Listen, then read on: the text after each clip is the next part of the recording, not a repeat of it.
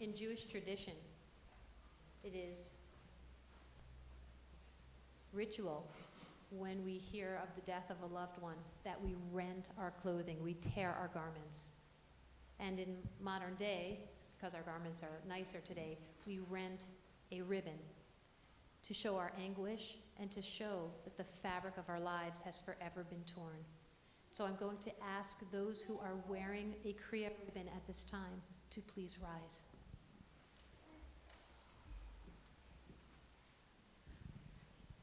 So we offer this blessing, Baruch Atah Adonai, Eloheinu melech haolam, Dayan ha'emet, and we all say together, Amen.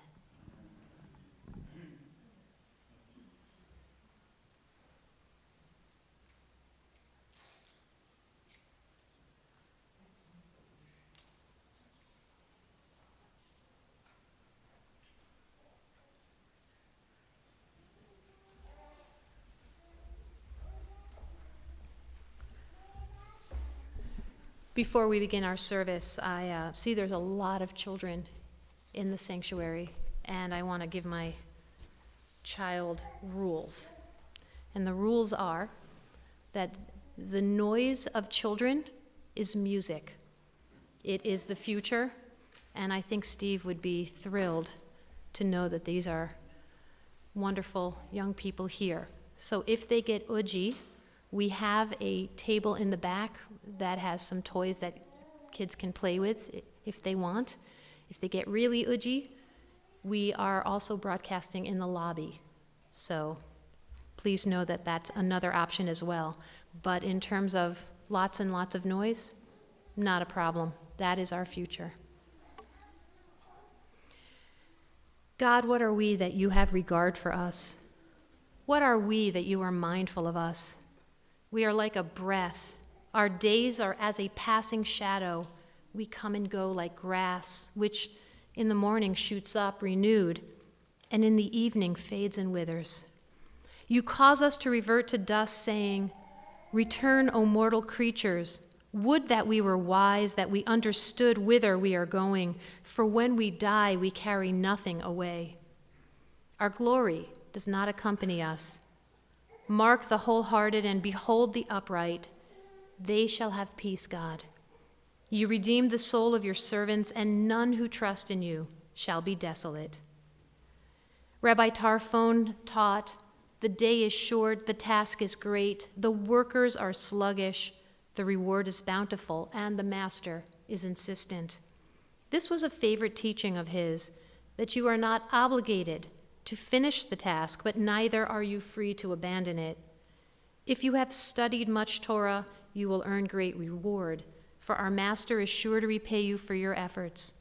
But know that the reward for the righteous is reserved for some future time. This time of mourning is a complicated time filled with many emotions and memories.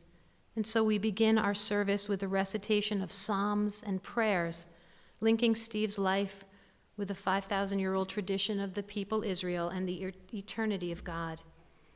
In the words of Ecclesiastes, a season is set for everything, a time for every experience under heaven, a time to plant and a time to uproot, a time to pull down and a time to build up, a time to weep and a time to laugh, a time to mourn and a time to dance, a time to embrace and a time to let go, a time to tear and a time to mend, a time for silence and a time for speech, a time for war and a time for peace, a time to be born and a time to die. We are here to mourn the death of Steve Danziger. With his death just days ago, our lives are forever changed. Today we stand at one of life's most natural and unnatural moments. Death silences us with the power to take from us without concern for the pain that it leaves in the wake. A man we cared about, whom we respected and loved. Words catch in our throats as we try to voice our grief. We try to speak of Steve's life, but sometimes it's painful and difficult. But it's right that we speak. That's which is in our hearts and minds, knowing that our words are inadequate, that they could never fully capture the depth of our pain that touches our hearts today. but words are all we have. So Mary Ellen, who would have thought just 2 short years ago we'd be here now? Even though you've been together since July 20th of 1997, it's still never enough time. You took your vows literally. You said, I will care for you, stand beside you, and share with you all of life's joys and adversities from this day forward and all the days of my life. And you did. You were so good to him, and he knew how much you loved him. Steve had said that you completed him. From the day he met you to the day you let him go, you were there with him. Your pain and your sorrow are profound this day, and we who care for you wish to lighten your burden and ease your pain, but we cannot. Our words are inadequate to convey the depth of pain we feel for such a significant loss. And to Tommy and Michelle and Anthony, to lose your stepfather. He loved you. He was so proud of you. You gave him reasons to feel joy from having you as his family. I know he would have loved to have been there for you at your recent wedding, and your loss is so huge today as well. There's now a void which never again will be filled, and I hope that his memory will echo inside you always. To Briar, Elliott, and Sullivan, to lose your Grumpy. Briar, you named him Grumpy. You were his little girl, and he adored you so much. You were the lights in his life, and so this is a great loss for you as well. There are no words that can bring comfort except to share our memories of the incredible legacy that he leaves to you. And to Jim and Marlene, what a huge loss this is. 12 years ago, we sat in the library and said goodbye to your father, Herman, and now to lose him just a few seemingly short years later. Losing a sibling, especially one with whom you were so close, is so difficult. And please know that we are here to support you and your family in the days and months to come. And to Jeffrey, you have been Steve's best friend since college. I know that you argued more with Steve than Jim did, because Steve would have probably hanged Jim. That's why he didn't argue. We'll hear about that later.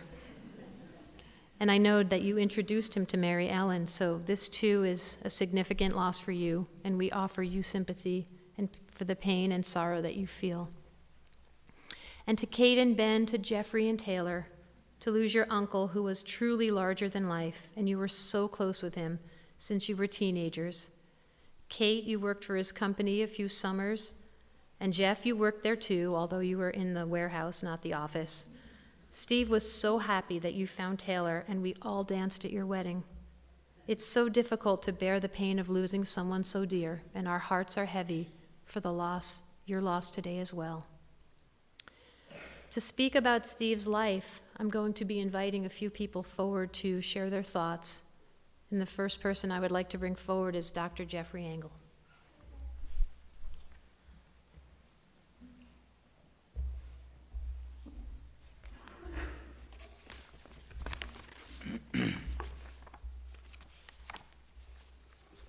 Eleanor Roosevelt said,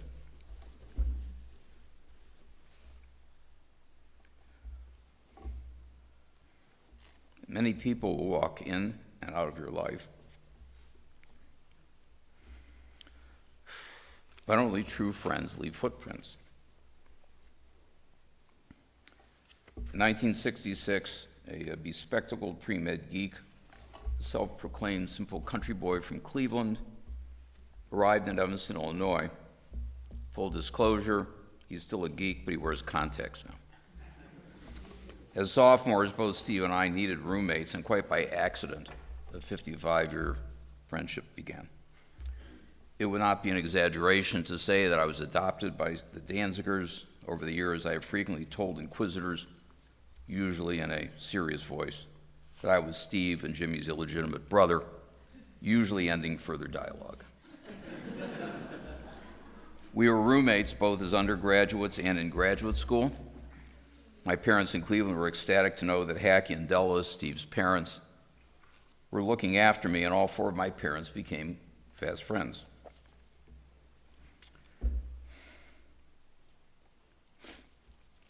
Of course, not all was smooth sailing. Steve was the consummate liberal. In fact, I called him my favorite Copahoth, which stood for Commie Pinko Homo Tree Hugger. He, on the other hand, thought I was a reactionist semi-fascist. But Robert Heinlein stated, "I have never learned from a man I agreed with, and our tastes in many ways were quite diverse, so there was much to learn. I like comfortably warm rooms. Steve liked to see his breath in the air. Steve liked to play golf, and my aborted attempts to chase the little white ball were festooned with frustration and anger, and abandoned after two of the most miserable leisure summers of my life." Steve's preferred vehicle was a couch on wheels. I have a kick-ass Mustang Boss 302 track monster. Steve was always the wordsmith, able to write a critical letter with condemnation and sarcasm leaping from the pages. I'm more inclined to say, stick it where the sun don't shine, strong letter to follow. There are always compromises to be made, and we found ways to have great adventures. Many trips to Las Vegas were shared with other friends. Some are here. Our joint introduction to, shall I say, the more exhilarating side of Chicago was facilitated by our 21st birthdays, when we received memberships to the Millionaires Club, compliments of Steve's father, Hackey. Dinner included all you could drink. I will leave the rest to your imagination. When I was chief resident, I somehow convinced my best friend to vacation in Bonaire in the Dutch West Indies. I spent the week diving and trying unsuccessfully to entice the resident barracuda to approach close enough for a photo. After seeing Mr. Barracuda the first day, Steve spent the week wondering if this man-eater could bite him swimming in the pool. Steve was the most generous individual. I was hosted innumerable times at his country club. He was really very happy when he got to Twin Orchards. It was one of his happiest places. Steve was always a big tipper, and his philanthropy was broad-based, included contributions significantly every year to the Ben and Rose Engel Surgeon Scientist Fund. We each in our own way tried to include the other in stuff. Steve held the high rank of chief ballast officer on my sailboat, the Gypsy Plumber. He would board once a summer and complain if I asked him to move in the cockpit more than once a day. But he was there because he was my friend. And one wants a friend to be happy. No one made him happier than Mary Ellen and the children, and especially the grandchildren. I frequently commented they were keeping him from becoming a curmudgeon. He would just roll his eyes. Brother Jimmy, Marlene, and their children and grandchildren were an important part of his world, as was his wide circle of friends. Steve and I had a special way of communicating. Outsiders were frequently uncomfortable with our banter, as we were expert at tweaking each other mercilessly. Just a few days before he passed, the last time I'm certain we communicated, Mary Ellen told him I was there and did he wish to say hi. Eliciting no response, I leaned over and asked if he wanted me to go screw myself. He smiled broadly. Robert Heinlein, who I mentioned earlier, the Dean of American Science Fiction and multiple Nebula Award winner,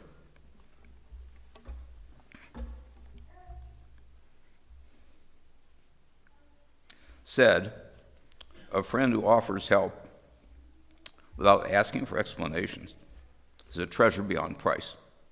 Steve was such a friend. The footprints that are described by Eleanor Roosevelt are indelible. Goodbye, my friend. You'll never be forgotten.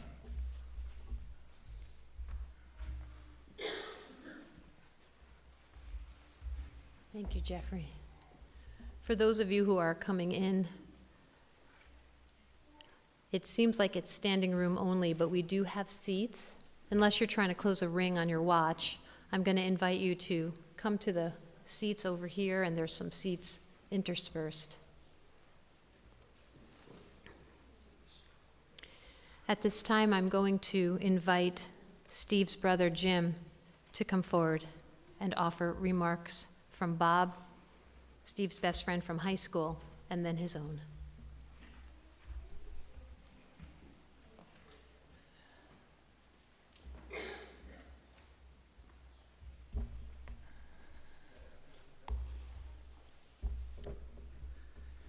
Thank you all for being here today. I want to say in advance, I will probably get verklempt. So talk amongst yourselves. The topic is, why do we park in a driveway and why do we drive in a parkway? Okay. I won't be able to remember that later. Bob Pranis has known Steve since high school, and he sent me a message. He can't be here, and I wanted to read that first. I would have given anything to be here today, but I live in California, and being disabled, I am no longer able to travel. Steve and I first met in 1962 as a freshman at Austin High School. Our friendship grew, and he has been my best friend ever since for 60 years. We grew up together through early teens, then on to college, and along the way, working at Elfish Furniture. Yes, both my brother and Bob worked with my dad at Elfish Furniture in their office, much to their own chagrin. That's a little side for me. After grad school, Steve and I shared an apartment for a few years in Newtown. We were now starting our business careers and growing up as adults. Life continued on with work, dating, marriage, and all the challenges that go with it. When my wife Jane and I moved to California in 1989, our friendship did not end but changed to phone calls, emails, texts, and occasional visits to Chicago and California. When Steve married Mary Ellen, this new chapter of his life included a new role for Steve. In addition to being an uncle to Kate and Jeff and a granduncle, he now became grumpy. He took on this role with pure enjoyment. His voice would light up describing his granddaughter's antics. Most recently, he told me how much it meant to him the way Mary Ellen was helping him with his medical issues at home. His love for Mary Ellen and the family was a happy place for him. Grumpy, you will be missed and not forgotten. Steve, I love you, my dear friend. Rest in peace. Thank you, Bob.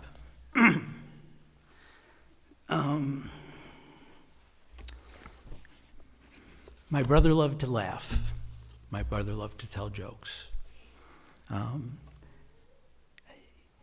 fact, I have to start out by saying there was a study done several years ago that the things that people fear the most, the first thing that people fear the most is public speaking.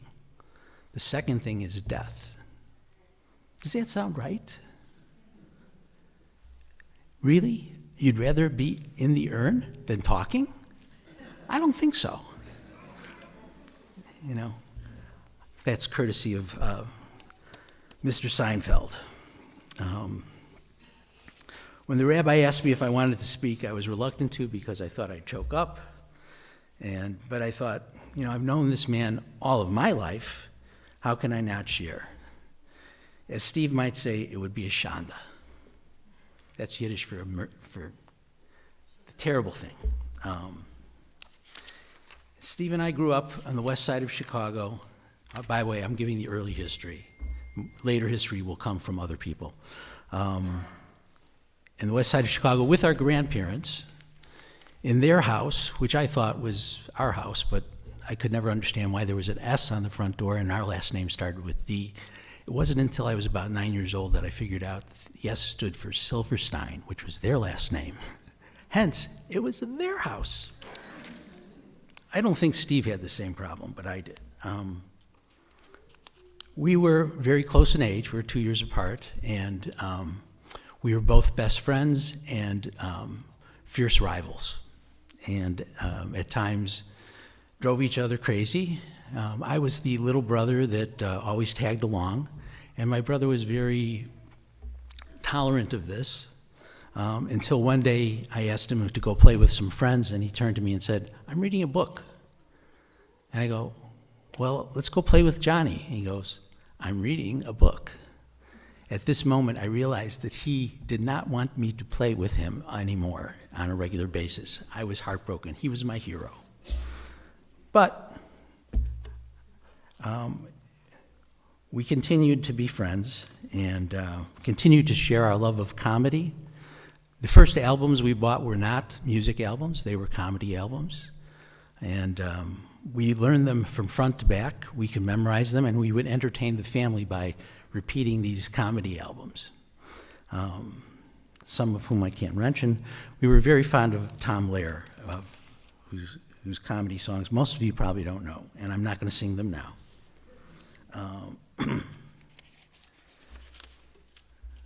So,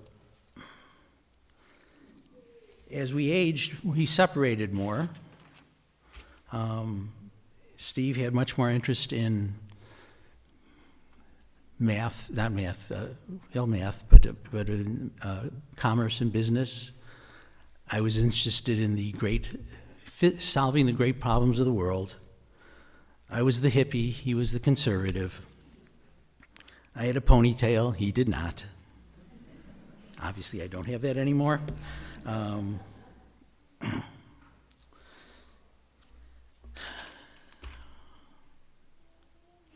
So as I said, we diverged pathways, but we would often come together to sing too. And people didn't know this, that Steve actually could sing.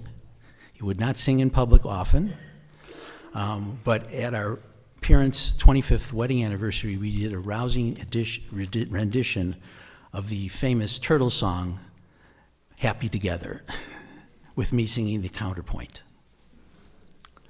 We did pretty good. That was our one song that we could do together. In preparing for this, I was going through papers in my box of my father's stuff, and I found this essay that my brother wrote in 1966 for English in high school. That was his senior year. And it's called In Retrospect, and I think he kind of summarizes what living and dying is all about very well here. He said, "My grandfather died about 3 years ago.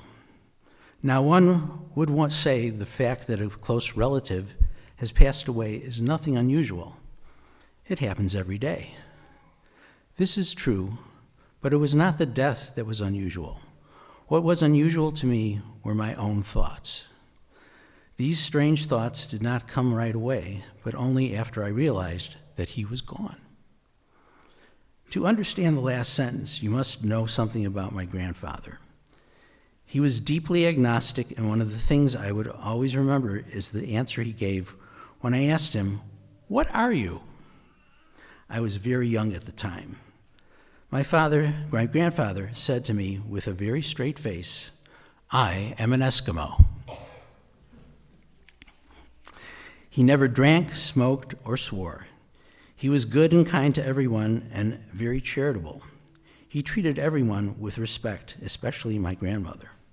This may sound like the ramblings of a hero-worshipping grandson, but these feelings were expressed by anyone who knew him for more than an hour. Knew him for more than an hour. Also, my grandfather kept to himself. Outside of his patients and his family, he had no other interests. He was extremely quiet, and this is the reason it took a while for me to realize he was gone. I kept thinking he was still around somewhere. In my foolish youth, when he was still with me, I never took advantage of him. At times, I treated this noble man rather badly, and he accepted it in his stride. Now, after he is gone, do I realize what I had and who I had. For I found out that my grandfather had a high reputation amongst his contemporaries, and that they held him in deep respect. He would have rejoiced at my meager academic accomplishments. He would have counseled and helped me whenever I needed it. He was a great man. The one truly noble man I have ever met. I would give anything to have him back. I would give anything to be half the man he was. I think you accomplished that, Steve. I think you did. And thank you for your words, because it made it easier to do this. My last words was that Steve was 2 years older than me. and that age difference will now gradually change as his earthly existence is now frozen in time, and I, with much reluctance, continue on without him. The world will not be the same without him, and that is as it should be. I wish you and him all shalom. Thank you.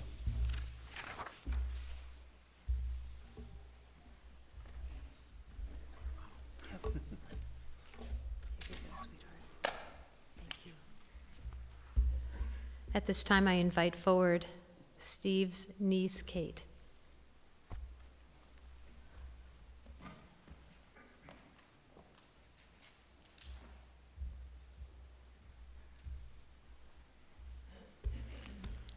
You may notice that there are some themes.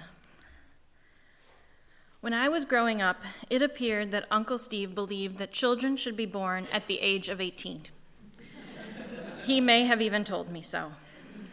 Despite this opinion of children, I remember Uncle Steve sitting through more than one of my long, hot, probably boring dance recitals. And even when he wasn't around, he was still influencing my life in ways he probably never realized. I am a White Sox fan to this day, in large part because I went to White Sox games as a child, often because of the tickets we received from him. I went into theater as a career, in part because of attending Steppenwolf productions as a teen, made possible when he gave tickets to my parents. Indeed, though, my relationship with Uncle Steve took a turn when I graduated from high school.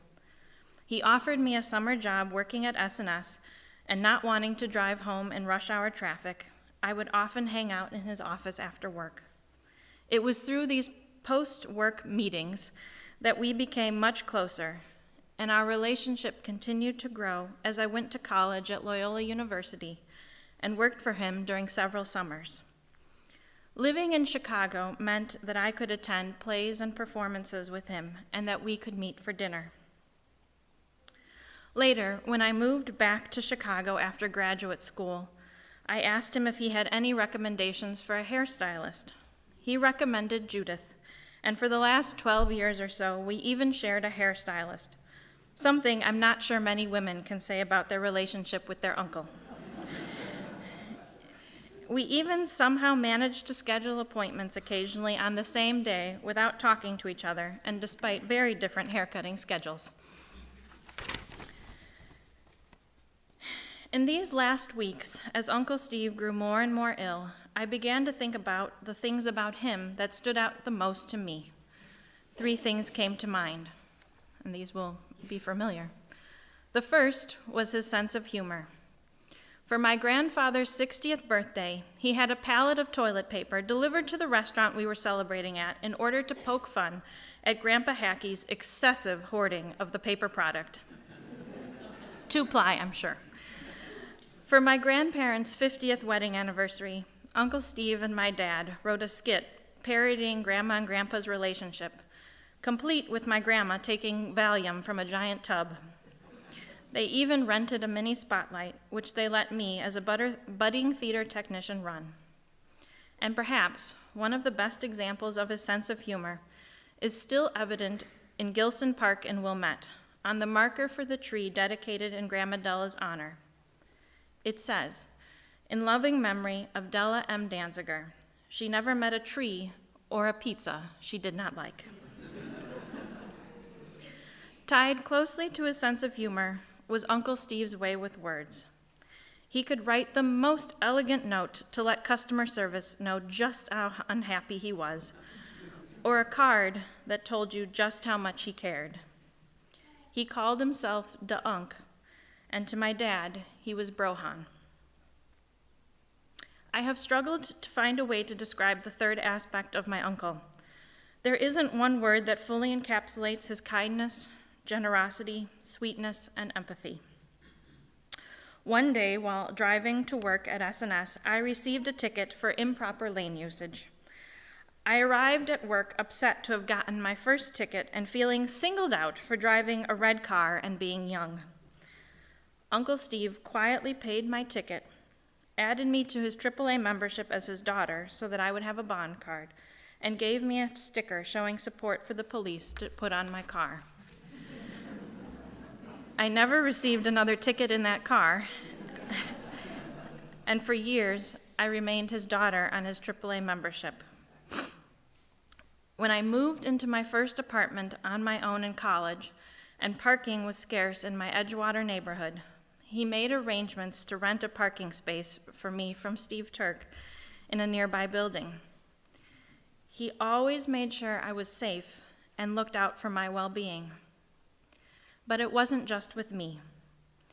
Grandpa Hackey was cared for in his last years by Asif, and through Asif, Uncle Steve met Brother Shanti, a mentor of Asif's. Brother Shanti is currently working in Sri Lanka, helping children in need. For years, Uncle Steve maintained a friendship with Brother Shanti and helped support his work.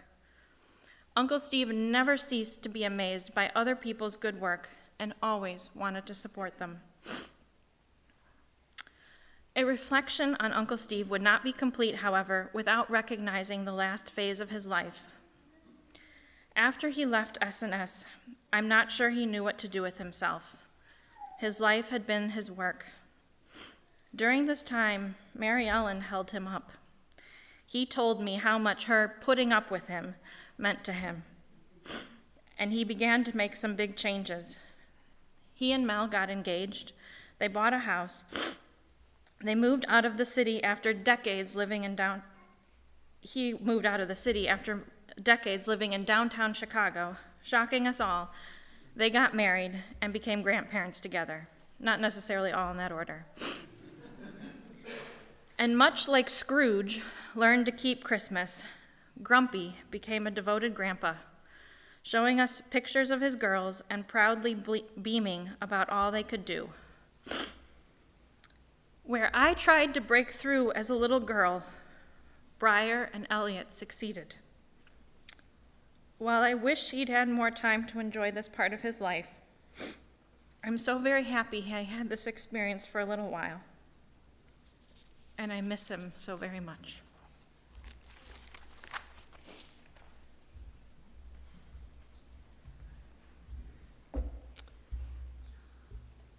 I'm not sure if you know that Steve's cousin Bill is a professional musician. Bill used to play piano, but Steve had a guitar, and one day, Steve let Bill play his guitar. Jazz. Like Steve would play bluesette on the guitar, and it supposedly started Bill on his journey to play professionally. So it's fitting that Bill come forward and play something to honor Steve's memory.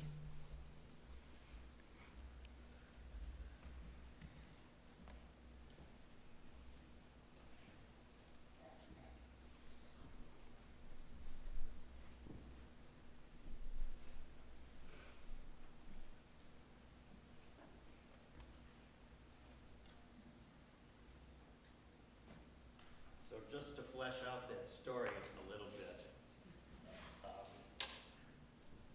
it was always great to go to Grandma's house because she had a piano, and she never minded when I was banging it. And that was really cool. I think she used to yell at you guys for banging on it. She didn't let me. We only came once or twice a year, so my brother and I got past.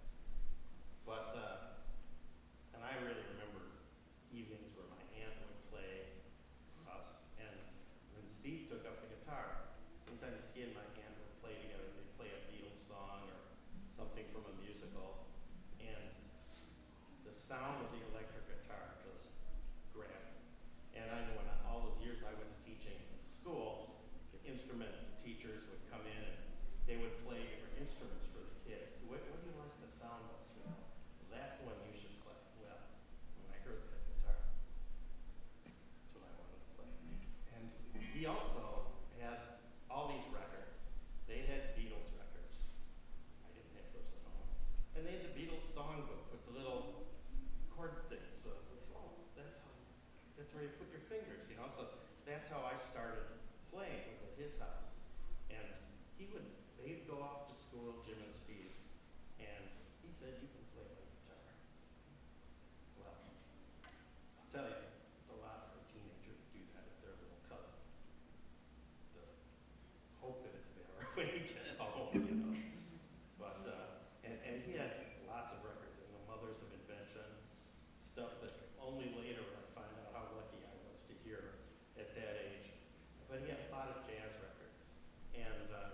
listen to those two. I just listened to everything. Because when they were gone during the day, there wasn't much else to do. Play with their toys, read their comics, and listen to the records. That's what we did. So this is a song called Autumn Leaves. And when I was thinking about this, I got to know Steve in his youth, when the leaves were all green. But I gotta say, in the last couple of years, turned the bright colors the best. He was happier than I'd ever seen him. And it was really a great blessing to have seen it. So this is Autumn Leaves.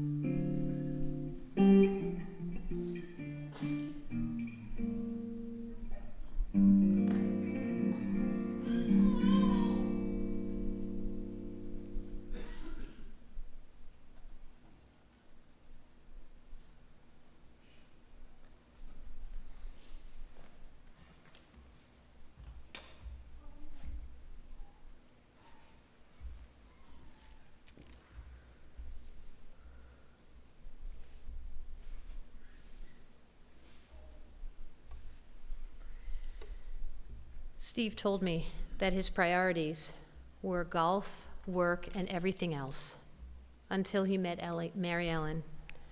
At first, she was the everything else, and then she became his it. Mary Ellen, you gave Steve the best years of his life. And it's really just all of us are at a loss. Many of us were together at the wedding. Many of us weren't able to be there because of COVID. I want to tell a story, though, that Jim told me. That Steve wasn't resentful of his little brother until he was. And the infamous family story was that the neighborhood kids were playing cowboys and Indians, except that Jim was the only Indian. And then they decided that the Indian should be strung up. So they threw a rope over the limb of the tree, and then they put the rope around Jim's neck. And then the boys started to pull on the rope, and when Jim's toes were barely touching the ground, that's when Della came to the door and screamed for them to let go, which they did. But the running joke has always been how Steve tried to hang his baby brother Jim. Jim told me how their grandmother would get upset because of how you guys fought in their house and maybe permanently damaged their rattan chairs, but how close you all were with his cousins and extended family back then, and you enjoyed Jewish holidays with your cousins who lived in Oak Park. Steve was so smart, so bright. A lot of you don't know that he actually skipped a grade in 4th grade. And at the end of middle school, he had the choice of either dropping back a year or going to summer school and moving ahead a full year. So he spent the summer doing the extra half a year of school. He went to Northwestern and did his undergraduate and graduate degrees in business administration from there. And as Jim was talking about, he loved music. He sang in the high school choir. Jim said he had a decent voice or could hold a tune. And Steve was pretty funny. He might have even wanted to have done stand-up comedy once upon a time because he just loved that kind of stuff. He loved a good story, he loved a good joke, and he was really good at telling both. He was just a great guy with a big heart. He wanted to believe in people and trust them. After years of people doing him wrong, he might have become a little bit more cautious, just a tad bit more cynical. But when he asked me to do his and Mary Ellen's wedding, I did, but I gave him some conditions. And the conditions were that he make me 2 promises. The first one was that you guys had to join the temple. Remember that? And the reason I wanted him to join the temple was because I said, look, Steve, if God forbid something happens to you, I want to be the one to do your funeral, but I'll tell you what, no, don't cash in on this for at least 20 years. Well, he kept one promise. When I did your father's funeral, 12 years ago at this point, I have to tell you, when the 3 of you walked into the library, if it's possible, I fell in love with you guys and just enjoyed so much getting to know you and your brother, your best friend, and hearing about your dad. And in some ways, I too got to be grafted into the Danziger family tree with all of you. And that, if nothing else, is the blessing he brought to us as he brought all of us together so many times. May the memory of Steve Danziger, whom we loved in life and still love in death, bless our thoughts and actions. May his memory burn brightly within our hearts and souls and continue to inspire us for the rest of our days. There were many more people who could have told stories, and we actually will continue to do so, both at the meal of consolation following the service, but also in the days, weeks, and years to come. It's our job to continue to tell stories about Steve, and in that way, death can't separate him from us. For when we remember his kindness, his intellect, and his humor, he will always be connected with us. Vayashov ha'afar al ha'aretz ki shahaya, v'ruach tashuv al ha'makor asher nitanan. The dust returns to the earth as it was, and the spirit falls back to the source from which it came. The Lord is my shepherd, I shall not want. He maketh me to lie down in green pastures. He leadeth me beside the still waters. He restoreth my soul. He leadeth me in the path of righteousness for his name's sake. Yea, though I walk through the valley of the shadow of death, I will fear no evil, for thou art with me. Thy rod and thy staff, they comfort me. Thou preparest a table before me in the presence of my enemies. Thou anointest my head with oil, my cup runneth over. Surely goodness and mercy shall follow me all the days of my life, and I will dwell in the house of the Lord forever. Adonai natan va'Adonai lakach, yehi shem Adonai mevorach. God has given, God has taken away. Blessed be the name of God.